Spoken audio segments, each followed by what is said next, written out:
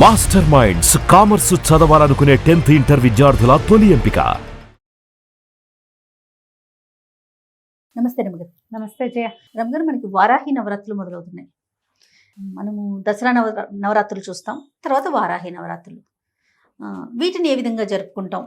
మనం ఏమైనా ప్రత్యేక నియమాలు పాటిస్తామా? అందరం జరుపుకుంటాం? అసలు ముఖ్యంగా సంవత్సరానికి 4 సార్లు 4 రకాల నవరాత్రులు వస్తాయి. 2 ప్రఖ్యాతమైనవి, ఒకటి వసంత నవరాత్రులు, రెండోది శరన్నవరాత్రులు.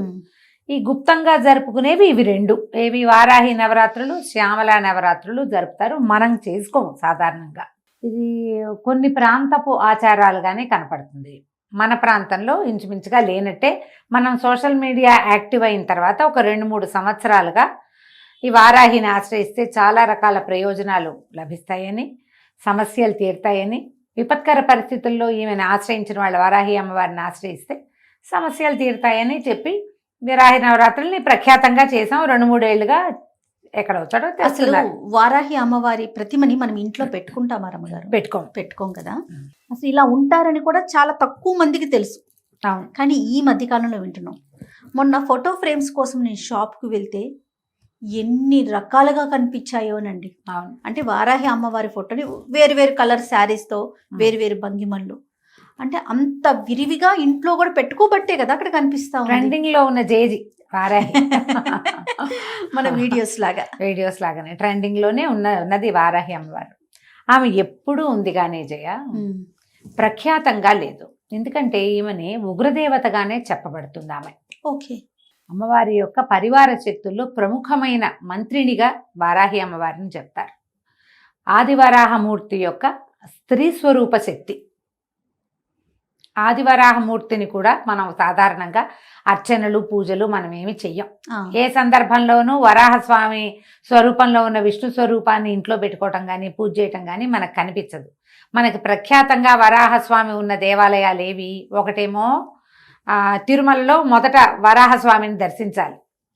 ఎందుకంటే ఆయనే వెంకటేశ్వర స్వామికి స్థలాన్ని ఇచ్చాడు కాబట్టి, అది ఆయనది, భూమి ఆయనది కాబట్టి వారిని మొదట దర్శించి అప్పుడు పెద్ద ఆయన్ని చూడాలి.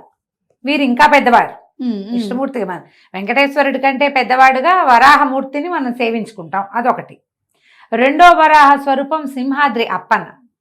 ఆయన వరాహ నారసింహుడుగా వేర్వేరు స్వరూపాలలో ఉండే నరసింహమూర్తిగా ఆయన కనపడతాడు. వరాహము నరసింహము కలిసి ఉన్న స్వరూపంగా. ఈ 2 తప్ప మనకి ప్రఖ్యాతంగా ఎక్కడా వరాహ స్వరూపంలో స్వామివారు ఉన్నవి లేవు, తక్కువ.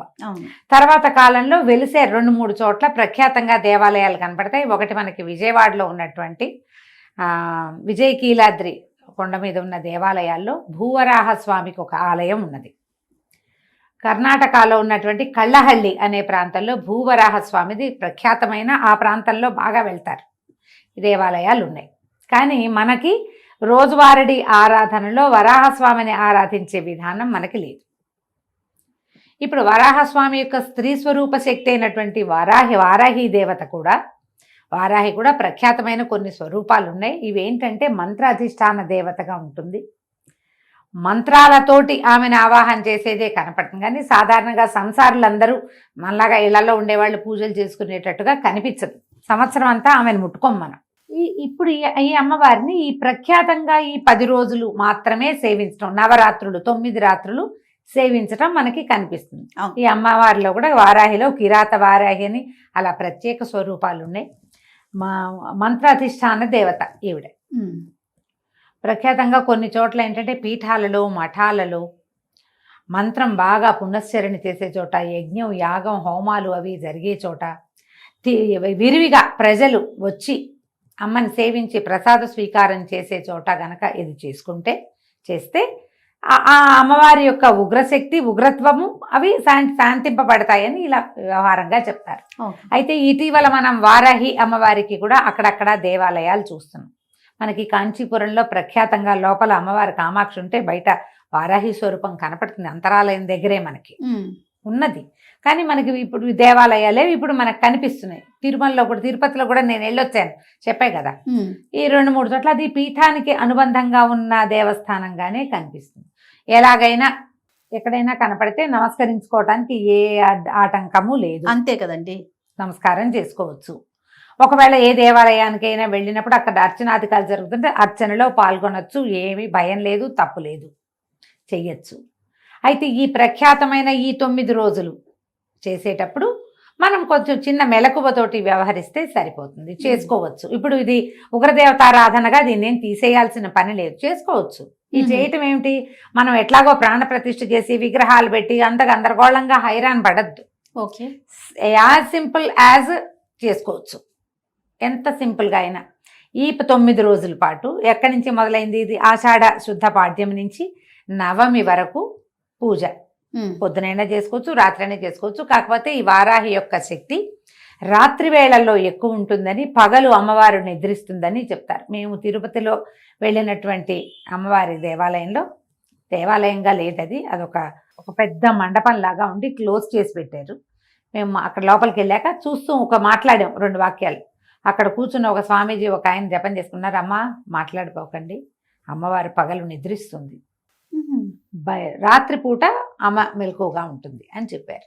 హైదరాబాద్లో కూడా 3-4 చోట్ల అమ్మవారు వారాహి ఉంది పీఠంలో. నేను చెప్పాను లాస్ట్ టైం, కుదిరిక ఉంటే వెళ్ళి రావచ్చు. ఈ సమయాల్లో మంచివి. ఇవి ప్రఖ్యాతమైన రోజులు. ఆమె యొక్క శక్తి ద్విగుణీకృతంగా ఉండుండొచ్చు, అందుకని చెప్తారేమో ఈ నవరాత్రులు అంటారు. చెప్తారు. ఈ 9 రోజులు మనం ఏం చేయొచ్చు, వారాహి అమ్మవారిది ఒక చిన్న ఫోటో పెట్టుకోండి. ప్రతిమలకి వెళ్ళొద్దు, కలశాలు పెట్టుకోవద్దు. దసరా నవరాత్రులు చేసినట్టుగా కలశాలు అక్కర్లేదు. మనం ఇవి పెడతారు కదా, దీపాలు పెడతారు, అఖండాలు అవి పెట్టుకోవాల్సిన అవసరం లేదు. ఓకే, సింపుల్గా చేసుకోండి. ఒక్క ఫోటో. మనం ఏంటంటే ఏదైనా ఆరాధన చదువుకునేటప్పుడు స్వరూపం కనపడుతుంటే మనకు ఒక సంతోషం, తృప్తిగా ఉంటుంది. ఇంత చిన్న ఫోటో పెట్టుకోండి చాలు, పెద్ద ఫోటో కూడా అక్కర్లా. ఏవైనా 4 ఎర్రని పువ్వులతోటి అర్చన చేసుకోండి. వారాహివి 12 నామావళి ఉంది, అష్టోత్తరం దొరుకుతుంది, 2-3 రకాల స్తోత్రాలు ఉన్నాయి. ఏదైనా ఒక స్తోత్రంతో ఆ స్తోత్రం చదువుకుని ఆ పువ్వులు సమర్పించి ఏదైనా నివేదన పెట్టుకోండి చాలు. ఇప్పుడు మీరు ప్రాణ ప్రతిష్ఠ చేస్తాము, ఉద్వాసన ఎప్పుడు చెప్పాలి, ఇలాంటి వ్యవహారాల్లోకి దిగదు. ఎందుకంటే ఇది ప్రఖ్యాతంగా చేసేది కాదు, మామూలుగా రోజువారీ మనం చేసుకునేది కాదు. కాబట్టి ఇవి ప్రత్యేకమైన రోజులు, ఆమెకి సంబంధించిన రోజులుగా చెప్పబడుతున్నాయి. కాబట్టి పెద్దవాళ్ళంతా చెప్తున్నారు. కాబట్టి ఈ 10 రోజులు మనం ఏదైనా చదువుకోవచ్చు, చెప్పుకోవచ్చు. రోజువారీ నివేదనకి అమ్మవారికి పానకము, పెసరపప్పు నివేదన చేయొచ్చు, వడపప్పు, పానకము. మీరు చేయగలిగితే పాయసాన నివేదన చేయొచ్చు. 9 రోజులు ఏదైనా ఒక అన్న నివేదన చేయొచ్చు, ఫలాలు అవి పెట్టచ్చు. పానకము, వడపప్పు మాత్రం మస్ట్ అండ్ షుడ్గా పెట్టాలి. ఎందుకంటే అమ్మవారు కొంచెం ఎక్కువ అంటే పవర్ఫుల్ దేవత. మనం ఈ నామాలు అవి చదివేటప్పుడు ఆ ఉగ్రత హెచ్చుతుందని ఆమెను చల్లబరచడానికి ఇవి పెట్టమంటారు. పూలగన్ లాంటివి నివేదన పెట్టుకోవచ్చు. మీరు గ్రాండ్గా చేసుకుంటా ఉంటే ఎవరైనా గురువు గారిని ఆశ్రయించి చేసుకోండమ్మా, నేను ఇంతే చెప్తా, నేను ఇంతకంటే చెయ్యట్లేదు, చెయ్యను కూడా, ఇంతే చేస్తున్నాం. ఇవి మంచి రోజులు కాబట్టి రోజువారీ చదువుకోవచ్చు. 12 నామావళి చాలా చిన్నది, 12 నామాలు. ఓకే, చక్కగా చదువుకోవచ్చు. ఆ 12 నామాలనే 9 సార్లు లెక్కెట్టి చదువుకోండి, అయిపోయింది. 11 సార్లు లెక్క పెట్టి చదువుకోండి. అవును, పువ్వులేవో సమర్పించండి. అష్టోత్తరంగా దొరికిందనుకో మనకు ఆన్లైన్ కనపడతాయి, చేసుకోవచ్చు. ఇప్పుడు ఇది సాంగంగా మనం దసరా పూజల్లో అమ్మవారిని నిలబెట్టి 9 రోజులు సేవించి 10వ రోజున ఉద్వాసన చెప్పి అమ్మవారిని మళ్ళీ వెనక్కి చేర్చి అంతలా చేయక్కర్లేదు, చేయవసరం లేదు. 9 రోజులు చేసుకుంటే మంచిది, 5 రోజులైనా చేసుకోవచ్చు. పైగా ఇవేంటంటే ఇవన్నీ కాంప్లికేటెడ్ కదా జయ. ఏదైనా మొదలుపెట్టి ఏదైనా మధ్యలో ఇబ్బంది వచ్చింది, పీరియడ్స్ వస్తాయి, పిల్లలకి పీరియడ్స్ వస్తాయి, ప్రయాణాలు వస్తాయి, సడన్గా ఎక్కడో ఏదో ప్రాబ్లం వస్తుంది, చావో మరణమో పొటకో సమత్తలో ఏమోటో వస్తాయి, మనం అటేటో వెళ్తాం, మానేసామని భయం వేస్తుంది. అవునండి. మీరు ప్రాణ ప్రతిష్టలు అవి చేసి కలశాలు పెట్టి తర్వాత ఏమో అఖండాలు పెట్టారనుకోండి, మానకుండా చేయాలి. మానేస్తే మీ ఇంట్లో పిల్లలు కాలు జారిపడినా, మీకే గట్టిగా దుమ్మొచ్చి తలనొప్పి వచ్చినా అమ్మవారిని మానేసాం కాబట్టి వచ్చింది, కనెక్ట్ చేసేసుకుంటాం. కనెక్షన్లు పెట్టుకోవద్దు. అందుకని మీరు ఇవి పెట్టద్దు, ఓకే, ప్రాణ ప్రతిష్టలకి దిగబోకండి. ఒక పటం రోజువారీ పెట్టుకోండి. ఈ 9 రోజులు చదువుకోండి. ఓకే, 10వ రోజు అయిన తర్వాత 10వ రోజు నాడు ఆ పటం తీసి చక్కగా తుడిచి పైన పెట్టేసుకోండి. పటం తీసి పైన పెట్టాలంటే మహారాజుగా పెట్టుకోవచ్చు. మీకు ఉంచుకునే ఉద్దేశం ఉంటే ఉంచుకోవచ్చు, కానీ లేకపోతే తీసి పైన పెట్టచ్చు, ఆవిడ ఏమందు. మళ్ళీ వచ్చే సంవత్సరం అదే పటం పెట్టుకుంటాము, అంతే, సరిపోతుంది కదా. కాస్త నివేదన కొంచెం చెయ్యండి తప్పకుండా, ఊరికే చదివి వదిలేయపోకండి. మనం పారాయణ చేశాక ఏదైనా చదువుకుని ఏదైనా అర్చన చేశాక ఖచ్చితంగా నివేదన, తాంబూలము, హారతి లైన్ ఇదిగా. ప్రకారం చేసేయాలి. ఓ. ధూపము, దీపము. మొదట దీపం పెట్టుకుంటాం, ధూపం చూపిస్తాం, ఏదో స్తోత్రం చదువుతాం, 2 పుష్పాలు సమర్పిస్తాం, నైవేద్యం చేస్తాం, హారతి, ఒక నమస్కారం, కంప్లీట్ అయిపోతుంది. కంప్లీట్ అయిపోతుంది. మీరు రోజు రాత్రిపూట 9 రోజులు చేసుకోవచ్చమ్మా. ఇందులో భయపడేంత పెద్దది కాదు ఇది. ఇవి మనం చెయ్యం కాబట్టి చేయక్కర్లేదు, చెయ్యాలనిపించింది లక్షణంగా చేసుకోవచ్చు. ఇంత Okay. మాత్రం చెయ్యండి, ఏమీ భయం లేదు. ఈమె ఏంటంటే పరివార శక్తుల్లో ప్రబలమైన శక్తి. ఆహా. ఆవిడ తక్కువది కాదు, ఓ. చాలా గట్టిది. ఇప్పుడు ఇంత గట్టి ఇది మనకి దేనికి అవసరం? ఆమెకు సరిపడా మనం చేయగలమా? అది ఆలోచించుకుని కదా దిగాలి. డెఫినెట్ గా. నేను ఎందుకంటే ఇవి విని కేసులు, మేము భయం వేస్తుంది, భయం పడ్డాము, మాకు అలా ఉంది, మాకు ఇలా ఉంది, ఈ పటం తీసేయచ్చా, ఈ పటం ఉంచుకోవచ్చా అని నన్ను 10 మంది అయినా అడిగారు. లాస్ట్ ఇయర్ వారాహి నవరాత్రుల తర్వాత ఆ పటం ఏం చెయ్యాలి, ఇన్ని రోజులు పూజ చేసాం, ఇప్పుడు లోపల పెడితే తప్పేమో. అనుమానాలు కదా రమ్మగారు, భయాలు ముందు. భయాలు కదా, భయం అయితే చెయ్యొద్దమ్మా అంటారు. భయపడితే చేయబోకండి.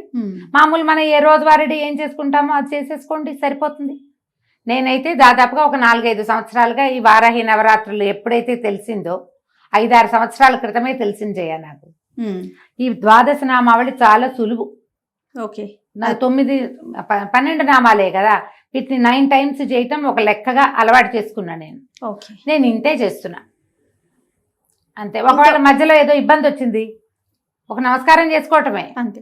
లేదు భారీ ఎత్తున చేసుకోవాలంటే గురువు గారిని సంప్రదించడం. భారీ ఎత్తున చెయ్యాలి అంటే ఖచ్చితంగా మీరు ఒక గురువు గారిని సంప్రదించి వారు మిమ్మల్ని పూర్తిగా గైడ్ చేసేలాగా చేసుకోండి. అప్పుడు ఓకే. ఇప్పుడు చూడు, గురువు గారిని సంప్రదించి అంటే ఫోన్లోనో, ఇన్స్టాలోనో, మెసెంజర్లోనో కాదు, ప్రత్యక్ష గురువు. ఓకే. అందుకని ముందు జాగ్రత్త పడి చేసుకోండి ఏం చేసినా. తప్పకుండా అండి. నమస్తే రమ్మగారు. నమస్తే.